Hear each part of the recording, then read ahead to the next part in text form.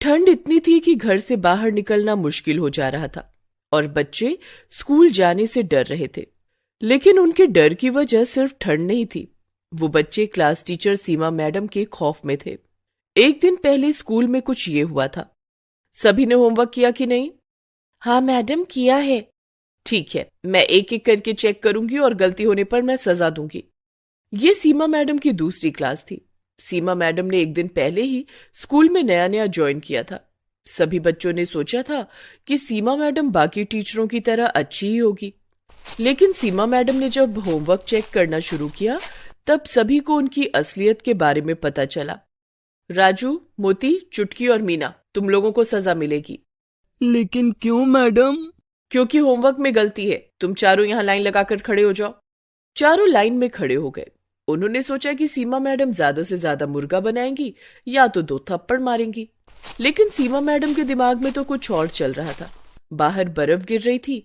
सीमा madam बाहर से बर्फ लाई और चारों के स्वेटर के अंदर घुसा दिया। इतनी कपकपाती ठंड में स्वेटर के अंदर बर्फ जाने से चारों के चारों जोर जोर से चिल्लाने लगे। बहुत ठंडा है। मैडम, मैडम बर्फ निकाल लीजिए मैडम, हमसे और गलती नहीं होगी। लेकिन सीमा मैडम ने हंसते हुए कहा, बर्फ तो मैं नहीं निकालूंगी और कोई नहीं निकालेगा। ये सजा याद रहनी चाहिए, तब जाकर तुम लोग सुधरोगे। और हाँ, ये बात अगर घर पर किसी को बताई तो और ज्यादा सजा मिलेगी। सारे बच्चे बहुत डर गए। राजू, चुटकी, मोती और मीना चारों ठंड से कांपते हुए अपनी अपनी जगह पर बैठ गए। क्लास खत्म होने के बाद सीमा मैडम बाहर चली गई। तब बाकी बच्चों ने चारों के स्वेटर से बर्फ निकाल दिया। उनको थोड़ी सी राहत मिली। लेकिन तभी सीमा मैडम वापस आ गई। किसने निकाला बर्फ? किसने किया? किसी ने उत्तर नहीं दिया। मेरे मना करने के बावजूद तुम लोगों ने स्वेटर से बर्फ निकाला। तुम सब सजा के ही लायक हो, सबको सजा मिलेगी। ये बोलकर सीमा मैडम ने सभी के स्वेटर में बर्फ घुसा दिया और शाम तक घर लौटते लौटते सभी को जुकाम हो गया। राजू की माँ सुनीता कहने लगी, क्या हो गया बेटा? सुबह तक तो तू ठीक था, अचानक से जुकाम कैसे हो गया तुझे? राजू सब कुछ सच सच बताने जा ही रहा था, लेकिन तभी उसे सीमा मैडम की बात याद आ गई। और हाँ, ये बात अगर घर पर किसी को बताई तो और ज्यादा सजा मिलेगी।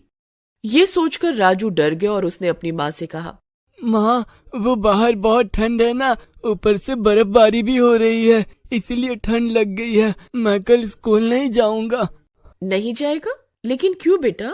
थोड़ा सा जुकाम ही तो है। नहीं माँ, जुकाम ठीक होने के बाद ही स्कूल जाऊंगा। नहीं बेटा, एग्जाम सर पर है, अभी स्कूल जाना ही होगा। सुनीता ने राजू की बात नहीं मानी। उसने सोचा कि राजू छोटा है इसीलिए बहाना बना रहा है। अगले दिन राजू स्कूल गया। बाकी बच्चे भी स्कूल आ गए। वो सभी सीमा मैडम के खौफ में थे। आज भी सीमा मैडम आएंगी और हमसे कुछ ना कुछ करवाएंगी। मुझे तो बहुत डर लग रहा है, पता नहीं आज क्या होगा। कुछ देर बाद सीमा मैडम क्लास के अंदर आई और कहा, बच्चों, आज पढ़ाने का मूड नहीं है, आज मैं आराम करूंगी। राजू, चुटकी यहाँ आओ और मेरे पैर दबा दो। सीमा मैडम कुर्सी पर बैठ गई। राजू और चुटकी पैर दबाने लग गए। अरे अच्छे से दबाओ, ताकत नहीं है क्या? मैडम, मुझे जोर की भूख लगी है। तुम लोग टिफिन लाए हो ना? हाँ मैडम, लाए हैं। हाँ तो एक एक करके मेरे सामने टिफिन ले आओ। जिसका खाना मुझे अच्छा नहीं लगेगा उसे सजा मिलेगी। ये सुनकर डर के मारे सभी बच्चों के हाथ पैर ठंडे पड़ गए। बच्चों ने अपना अपना टिफिन लेकर लाइन बना लिया। लाइन में सबसे आगे टीना थी। उसने सीमा मैडम को टिफिन खोल कर दिया। उसमें पूरी सब्जी और गाजर का हलवा था। अरे वाह, पूरी सब्जी और गाजर का हलवा, बहुत बढ़िया, खाकर देखती हूँ। सीमा मैडम ने पूरी सब्जी और गाजर का हलवा खाया और फिर उंगलियां चाटने लग गई। बहुत स्वादिष्ट था खाना। टीना, तुम बैठ सकती हो। उफ, आज तो बाल बाल बच गई। उसके बाद मीना टिफिन लेकर आई। उसकी माँ ने पोहा बनाकर दिया था। टिफिन खोलते ही सीमा मैडम ने मुंह बना लिया। अरे छी छी छी, सारा मूड खराब कर दिया। पोहा कौन खाता है यार? पोहा क्यों लाई है? मीना डर डर कर बोलने लगी, मुझे पोहा पसंद है मैडम, इसीलिए माँ ने बना कर दिया है। पोहा कितना सूखा होता है, पोहा नदी में फेंक दो तो नदी का पानी ही सूख जाएगा। मीना मन ही मन सोचने लगी, हाय आज तो मर गई, मैडम को पोहा पसंद नहीं है। मीना, तूने मेरा मूड खराब किया है, मैं तुझे सजा दूंगी। मीना ने तुरंत रोते हुए सीमा मैडम के पैर पकड़ लिए। मुझे माफ कर दीजिए मैडम, मुझसे गलती हो गई, कल से मैं पूरी हलवा हिलाऊंगी। लेकिन सीमा मैडम को तो सजा देकर मजा आता था। उन्होंने मीना को बाहर भेजा और बाहर से एक बर्फ का बड़ा सा टुकड़ा लाने के लिए कहा। मीना ने वही किया। वो अपने हाथों से एक बड़ा सा बर्फ का टुकड़ा उठाकर अंदर ले आई। उसने सोचा यही उसकी पनिशमेंट थी, लेकिन सीमा मैडम इतनी आसानी से छोड़ने वाली थोड़ी थी। उन्होंने कहा, मीना अब अपना जूता उतार और उस बर्फ के टुकड़े पर खड़ी हो जा। क्या? मैडम प्लीज माफ कर दीजिए ना मुझसे गलती हो गई, प्लीज मैडम। लेकिन सीमा मैडम पर रोने धोने का असर नहीं होता था।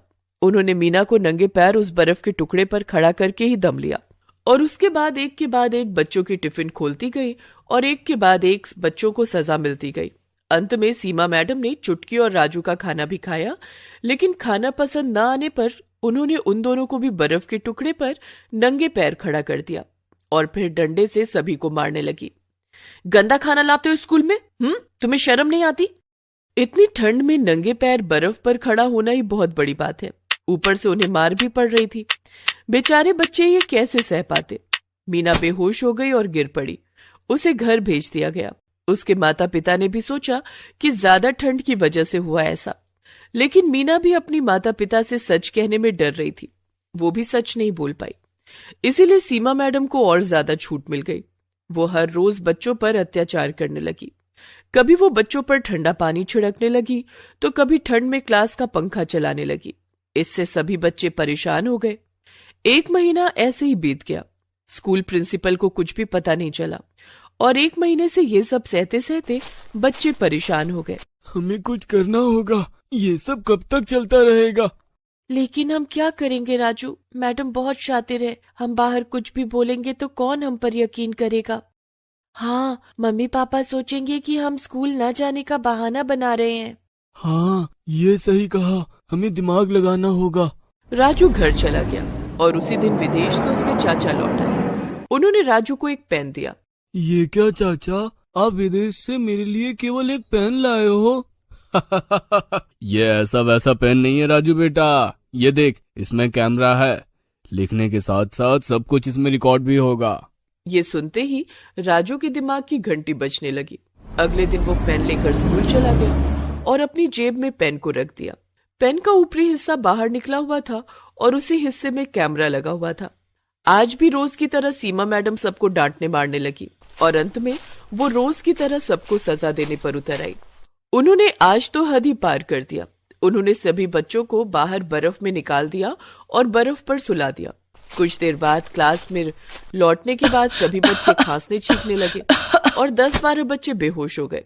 प्रिंसिपल दौड़कर आए और उन्हें अस्पताल में भर्ती किया गया। सभी बच्चों के पेरेंट्स अस्पताल चले आए। लेकिन ये सब हुआ कैसे? हाँ, सभी एक साथ बीमार कैसे पड़ गए? सीमा मैडम पास ही में खड़े होकर हंस रही थी। तभी राजू ने कहा, ये सब सीमा मैडम की वजह से हुआ है। क्या? मेरी वजह से? क्या बोल रहे हो तुम राजू? मैं तुम लोगों से कितना प्यार करती हूँ। झूठ, सब कुछ झूठ। ये देखिए। राजू ने पेन निकाला और उसे फोन से कनेक्ट करके सभी को सब कुछ दिखाया। सीमा मैडम की हालत खराब हो गई। इतनी ठंड में भी वो पसीने पसीने होने लगी और पेरेंट्स सीमा मैडम पर बहुत गुस्सा हो गए। उन्हें उल्टा सीधा कहने के बाद पुलिस को बुलाया गया और उन्हें जेल में भेज दिया गया। डॉक्टर ने सीमा का चेकअप करने के बाद कहा कि उन्हें एक मेंटल डिसऑर्डर है। बच्चों पर टॉर्चर करके उन्हें सुकून मिलता है। कोर्ट ने उन्हें 20 साल की सजा दी और ये भी घोषित कर दिया कि 20 साल बाद भी उन्हें कभी भी कोई भी स्कूल नौकरी नहीं दे सकता। ऐसे ही राजू की होशियारी से बहुत सारे बच्चों की जान बच गई और सीमा जेल में सड़ने लगी। अदिति 9वीं क्लास में पढ़ती थी। वो काफी मोटी थी। उसे मूली के पराठे बहुत पसंद थे। मूली के पराठे खा खा कर वो और भी ज्यादा मोटी हो गई थी। उसके मूली के पराठे खाने की आदत से सब परेशान थे। अदिति बेटा, जल्दी से नाश्ता कर लो, स्कूल की बस आती ही होगी। माँ, आपने नाश्ते में क्या बनाया है? आज तो मैंने आलू के पराठे बनाए हैं। माँ, आपको पता है ना कि मुझे मूली के पराठे कितने पसंद हैं। आप मूली के पराठे क्यों नहीं बनाती? मैं स्कूल तभी जाऊंगी जब मुझे मूली के पराठे खाने को मिलेंगे। अदिति बेटा, अभी तो गर्मियों का मौसम है। मूली का सीजन तो ठंड में आता है। ठंड का मौसम आने दे, तुझे मूली के पराठे बनाकर खिलाऊंगी। प्रॉमिस? प्रॉमिस बेटा। अदिति उस दिन आलू के पराठे खाकर और वही लंच में लेकर स्कूल चली जाती है, लेकिन उस दिन से वो ठंड के आने का इंतजार करने लगती है। अक्टूबर का महीना था। अदिति जल्दी से अक्टूबर के खत्म होने का इंतजार करने लगती है। नवंबर से ठंड शुरू हो जाएगी, तब बाजार में मूली आ जाएगी और मम्मी मुझे मूली के पराठे बनाकर खिलाएगी। अदिति दिन गिन रही थी। कुछ दिनों के बाद अक्टूबर का महीना खत्म हो गया और नवंबर का महीना शुरू हो गया था। अदिति एक दिन स्कूल बस से घर लौट रही थी, तभी उसने घर के पास देखा कि सब्जी वाला ठेले पर मूली बेच रहा था। उस दिन घर जाकर उसने अपनी माँ से कहा, माँ, बाहर सब्जी वाला ठेले पर मूली बेच रहा है, चलो ना मूली खरीद लो। प्रीति बाहर जाकर देखती है तो सब्जी वाला मूली बेच रहा था। सब्जी वाले भैया, मूली कैसे दिए? 60 रुपए किलो मैडम। इतना महंगा? बहन जी, सीजन का नया मूली है, अभी अभी बाजार में आया है, महंगा तो होगा ही। भैया 50 रुपए किलो लगा दो। नहीं हो पाएगा बहन जी, इतनी तो हमारी खरीद भी नहीं है। सब्जी वाला जाने लगता है। अदिति जिद करने लगती है, माँ, आपने कहा था कि ठंड के मौसम में आप मूली के पराठे बना कर दोगी, आपने मूली क्यों नहीं खरीदी? प्रीति को मूली खरीदनी पड़ती है। वो सब्जी वाले को रोकती है, भैया जरा रुको, 1 किलो मूली देते जाओ। ये लो बहन जी। सब्जी वाला 1 किलो मूली प्रीति को देता है। ये लो आपके 60 रुपए। मूली देखकर अदिति बहुत खुश हो जाती है। उस रात डिनर में प्रीति मूली के पराठे बनाती है। अदिति ने 4 मूली के पराठे खा लिए। माँ, मुझे एक और पराठा चाहिए। अदिति बेटा, तूने 4 पराठे पहले ही खा लिए, जरा अपने वजन की ओर भी देख, कितना ज्यादा है। इतने पराठे खाएगी तो और मोटी हो जाएगी। ठीक है माँ, अभी मत दो, लेकिन कल सुबह नाश्ते में मुझे मूली के पराठे ही चाहिए, मैं तभी स्कूल जाऊंगी। ठीक है अदिति, कल सुबह तुझे मूली के पराठे ही दूंगी। दूसरे दिन भी प्रीति अदिति को नाश्ते में मूली के पराठे बनाकर देती है। अदिति नाश्ते में भी मूली के 4 पराठे खा जाती है। अदिति, तूने रात में भी मूली के 4 पराठे खाए थे और अभी नाश्ते में भी। बेटा, इतना ज्यादा खाएगी तो और मोटी हो जाएगी। माँ, मैं मूली के पराठे देखकर खुद को नहीं रोक सकती। मूली के पराठे खाकर अदिति स्कूल चली जाती है, लेकिन वहां स्कूल में क्लास टीचर उसे ब्लैक बोर्ड के पास बुलाकर कहती है कि वो बच्चों को गणित का सवाल हल करके दिखाए। अदिति ब्लैक बोर्ड पर गणित का सवाल हल कर ही रही थी कि उसने बहुत गंदी गैस छोड़ दी। मूली के पराठे खाने के कारण उसकी गैस से बहुत गंदी बदबू आ रही थी। क्लास के सभी बच्चे अपनी अपनी नाक बंद करके क्लासरूम छोड़कर बाहर आ गए। क्लास में हंगामा बच गया। अदिति, ये सब क्या है? क्या तुम स्कूल आने से पहले फ्रेश नहीं होती? होती हो ना मैडम, वो क्या है कि कल रात मैंने मूली के पराठे खाए थे और आज सुबह भी मूली के पराठे खाए। क्या? कल रात भी और आज सुबह भी? हाँ, मुझे मूली के पराठे बहुत पसंद हैं। लेकिन तुम्हारी पसंद का नुकसान हम सबको भरना पड़ रहा है। लेकिन अदिति को इन सब से कोई फर्क नहीं पड़ा। वो तो अब भी मूली के पराठे खाने पर उतना ही जोर देती। घर आकर उसने अपनी माँ से कहा, माँ, मूली खत्म हो गई क्या? हाँ, खत्म हो गई, सबके पराठे बनवाकर तूने खा लिए। अदिति के पिताजी वहीं सोफे पर बैठे थे और अपने लैपटॉप पर ऑफिस का काम कर रहे थे। उन्होंने अदिति से कहा, क्या बात है अदिति, तुम्हें मूली के पराठे खाने हैं क्या? हाँ पापा। ठीक है, मैं अभी ऑनलाइन ऑर्डर कर देता हूँ, 10 मिनट में मूली आ जाएगी। शेखर, इसने कल ही तो मूली के पराठे खाए हैं और आज सुबह नाश्ते में भी मूली खाकर स्कूल गई थी। आप भी ना इसकी हर जिद मान लेते हैं। रोज रोज मूली के पराठे कौन खाता है? खाने दो ना प्रीति, वैसे भी गर्मियों के मौसम में मूली कहाँ मिलती है, सिर्फ ठंड की ही तो बात है। थोड़ी देर में घर की घंटी बजती है और डिलीवरी बॉय मूली देने आता है। अदिति खुशी खुशी मूली रिसीव करती है और किचन में प्रीति को लाकर देती है। माँ, ये लो मूली, आज रात में मूली के पराठे बनाना। प्रीति ने अपने मन में कहा, उफ, ये मूली तो मुसीबत बन गई। प्रीति ने ना चाहते हुए भी डिनर में मूली के पराठे बनाए और अदिति ने जमकर मूली के पराठे खाए। अब तो अदिति रोज रोज प्रीति से मूली के पराठे बनाने के लिए कहती, प्रीति, अदिति के लिए मूली के पराठे रोज बना दिया करो। अदिति को अब रोज मूली के पराठे खाने के लिए मिलते, जिसे खा खा कर वो और ज्यादा मोटी हो गई थी और स्कूल में रोज गंदी गैस छोड़ती थी। स्कूल के बच्चे और टीचर सभी उसकी इस आदत से परेशान हो गए थे। इसी तरह नवंबर का महीना बीत गया और दिसंबर भी आ गया। अब तो ठंड और बढ़ गई थी। ऐसे में अदिति का मूली के पराठे खाना और भी बढ़ गया। प्रीति मूली के पराठे बनाकर और रोज रोज खाकर परेशान हो चुकी थी। एक बार की बात है, अदिति के स्कूल में वार्षिक समारोह होने वाला था। अदिति ने घर आकर शेखर को ये बात बताई। पिताजी, स्कूल में वार्षिक समारोह होने वाला है जिसमें सभी बच्चे भाग लेंगे। मैं भी एक डांस प्रोग्राम में भाग लूंगी। हाँ अदिति बेटा, तुम वार्षिक कार्यक्रम में जरूर भाग लेना। रोज डांस की प्रैक्टिस करोगी तो शायद तुम्हारा मोटापा भी थोड़ा कम हो जाएगा। लेकिन शेखर ने जैसा सोचा था वैसा नहीं हुआ। अदिति ने वार्षिक कार्यक्रम में भाग तो ले लिया, लेकिन डांस की प्रैक्टिस करने के बाद उसे और ज्यादा भूख लग जाती और वो पहले से भी ज्यादा खाना खाने लगी। अब वो पहले से ज्यादा मूली के पराठे खाती। ओहो, मैं तो मूली खरीद खरीद कर थक गई हूँ, कहीं देश में मूली का अकाल ना पड़ जाए। ऐसा बड़बड़ाते हुए प्रीति सब्जी वाले को रोकती है। सब्जी वाले भैया, रुकना जरा। बोलिए बहन जी, क्या दूं? मेथी का साग, बथुआ का साग, ताजे ताजे बैंगन या गाजर?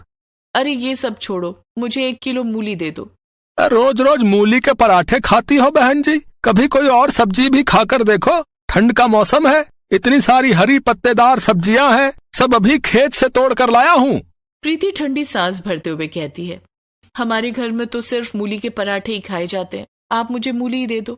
फिर 1 किलो मूली में क्या होगा? आप 2 किलो मूली ले लो, क्योंकि कल मैं सब्जी लेकर नहीं आऊंगा। सब्जी वाला प्रीति को 2 किलो मूली दे देता है। प्रीति मूली के पराठे बनाती है। इधर अदिति का वार्षिक कार्यक्रम नजदीक आ गया था। माँ, कल हमारे स्कूल में वार्षिक कार्यक्रम है, आपको और पापा को स्कूल आना है। ये रहा पास, ठीक 11 बजे आप दोनों स्कूल आ जाना। ठीक है अदिति बेटा, मैं और तेरे पापा स्कूल आ जाएंगे। माँ, कल नाश्ते में मूली के पराठे बना देना और मुझे लंच में भी 4 मूली के पराठे दे देना। ठीक है। दूसरे दिन अदिति नाश्ते में 4 मूली के पराठे खा लेती है और लंच में भी 4 मूली के पराठे लेकर जाती है 11 बजने से पहले। कार्यक्रम खत्म होने में पता नहीं कितना वक्त लग जाएगा, मैं लंच अभी ही कर लेती हूँ। और अदिति ने लंच में मिले मूली के पराठे खा लिए।